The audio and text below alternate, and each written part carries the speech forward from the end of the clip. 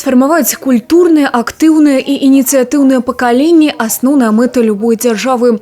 Да дыялогу запрасілі маладзёжных актывістаў і пераможцаў гарадскога этапу рэспубліканскага інавацыйнага праекта «100 ідэй для Беларусі». Сярод іх школьнікі, студэнты, маладыя навукоўцы. Адзін з накірункаў сустрэчы – выступ эксперта на тэму, як грамотна прэзентаваць свае ідэі і распрацоўкі. Подсказать, наверное, где-то направить куда-то, исходя из ошибок, которые были замечены на первом этапе, скажем так, им указать на них и, соответственно, чтобы они поработали над этим. Мы проводим дискуссионные площадки, диалоговые платформы для того, чтобы услышать молодежь, для того, чтобы реагировать на их запросы.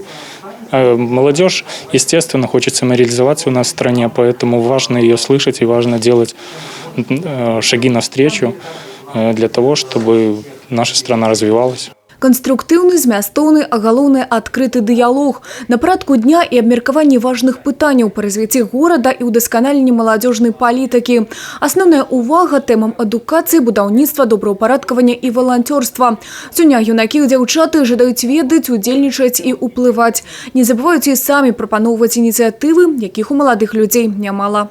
Идея моего проекта – это создание интернет-платформы для поддержки молодых белорусских авторов. То есть это помощь ребятам в работе с их произведениями. Это будут как видеоуроки, так и текстовые уроки, про напрямую общение с такими же ребятами, то есть форум, где они смогут связываться. У нас свежая голова и большое количество идей, и поэтому мы реально можем что-то кардинально менять, что-то внедрять, какие-то новые технологии. Цель проекта – клуб неловких ситуаций, создание пространства для подростков, где они смогут получить необходимую помощь от психологов и квалифицированных тренеров неформального образования. Активность молодого населения, которое в будущем будет занимать главенствующие посты, развивает страну и делает ее только лучше.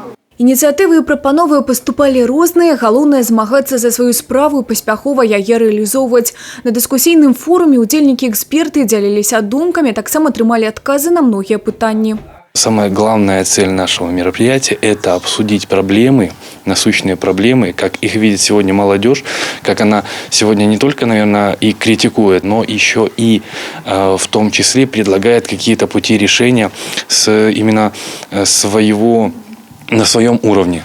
Сёння сучасная моладзь гатова не проста ўключацца ў дыялог, але і стаяць за рэалізацыяй пэўных ініцыятыў. Юлія Селюк, Александр Сівіцкі, тэлерадыёкампанія «Брэст».